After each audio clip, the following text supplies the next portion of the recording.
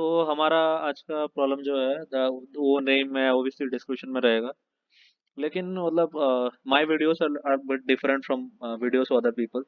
Actually मेरे को ज़्यादा व्यूज मिलते तो मैं और बेटर बताता, बट एनीवेज माय बेसिक मतलब basic objective in making this videos is to make the concept clear होना चाहिए, बाकी तो हो जाएगा। ठीक है, क्यों हम एल्गोरिदम ऐसे लिख रहे हैं? ठीक है, मतलब ऐसे नहीं कुछ एल्गोरिदम लिख दिया तो मतलब हो गया, देखो हो रहा है। That is not the method. मतलब क्यों लिख रहे हैं उसके लिए, मतलब वो ज्यादा इंपॉर्टेंट है। ठीक है, तो इस प्रॉब्लम में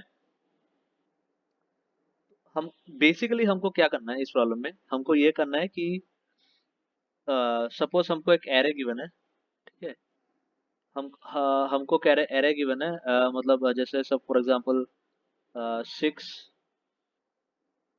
5 4।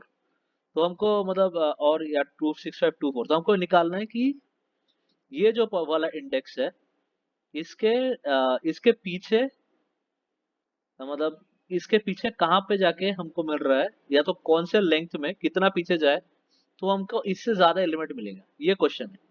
प्रीवियस ग्रेटर एलिमेंट जिसको बोलते हैं। ठीक है, मतलब इस एलिमेंट के लिए इससे पीछे जाके कितने लेंथ में इससे ज्यादा एलिमेंट मिलेगा, ये क्वेश्चन है। ये क्वेश्चन हमको निकालना है। इसको और बोलते हैं प्रीवियस ग्रेटर एलिमेंट।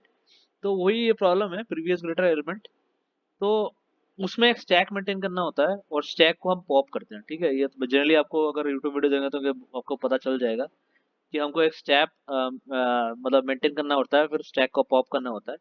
ठीक है, लेकिन क्वेश्चन ये है कि हम स्टैक को पॉप कर ही क्यों रहे हैं, और एक सर्टेन क्राइटेरिया में स्टैक को पॉप किया जाता है मतलब। ठीक है, और फिर स्टैक को पॉप नहीं किया जाता है, तो वो सब हम क्यों कर रहे हैं?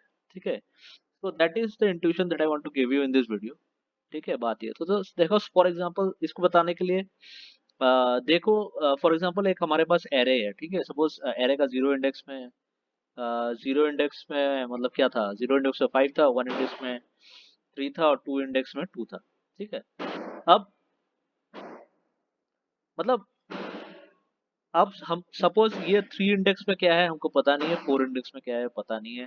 ठीक है, ये दोनों सिचुएशन के हिसाब से मतलब ये दोनों कुछ भी हो सकता है। ठीक है,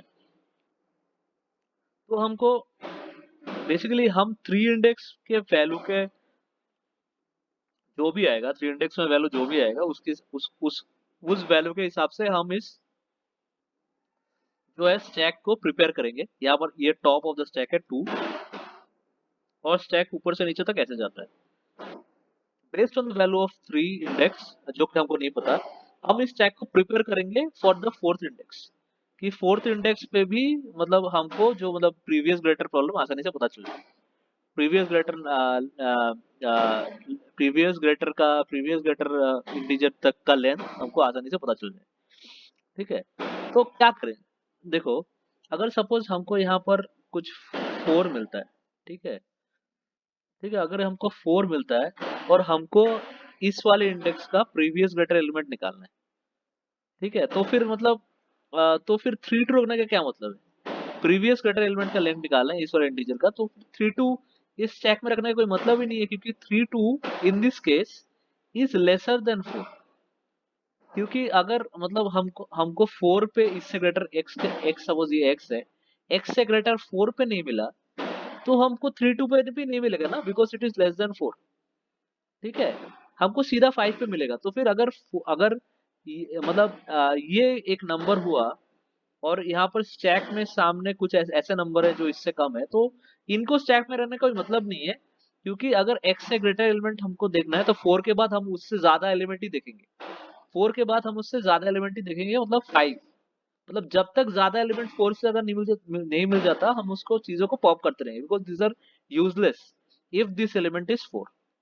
ठीक है, लेकिन अगर ये एलिमेंट 4 ना होके, फॉर एग्जाम्पल अगर एलिमेंट 4 ना होके अगर होता 1, now this things become significant. Because अगर x 0 है, ठीक है, और x से मतलब x सपोज कोई मतलब x से ज्यादा एलिमेंट हमको चाहिए।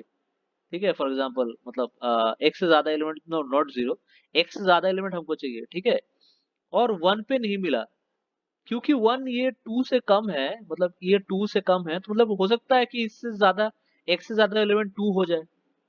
ठीक है, सपोज एक्स वन ही है, नॉट जीरो, एक्स वन है, तो वन पे तो नहीं मिलेगा, क्योंकि लेकिन क्योंकि वन टू से कम है, तो हो सकता है एक्स एक्स से वाला ज्यादा वाला एलिमेंट टू ही हो। ठीक है, समझ रहे हो मेरी बात, मतलब इसलिए अगर इससे इस वाले इंडेक्स से छोटा एलिमेंट आता है, देन मतलब फिर हमको इसको कंजर्व करना है, इसको कुछ नहीं करना, छोटा एलिमेंट को सामने रख देना। ठीक है, मतलब बेसिकली बात ये है, हमको एक decreasing array array of stack रखना है, डिक्रीजिंग एरे ऑफ स्टैक। समझ रहे हो, डिक्रीजिंग एरे ऑफ स्टैक क्यों रखना है, उसका एक्सप्लेनेशन मैंने अभी दे दिया। This is because of this reason, क्योंकि हमको एक एलिमेंट को देखकर नेक्स्ट एलिमेंट उससे ज्यादा होना चाहिए, अगर नहीं होगा उससे ज्यादा तो फिर वो रखने का एरे में कोई मतलब नहीं है। मतलब उसको रखने का स्टैक में कोई मतलब नहीं है, ये मेन चीज है।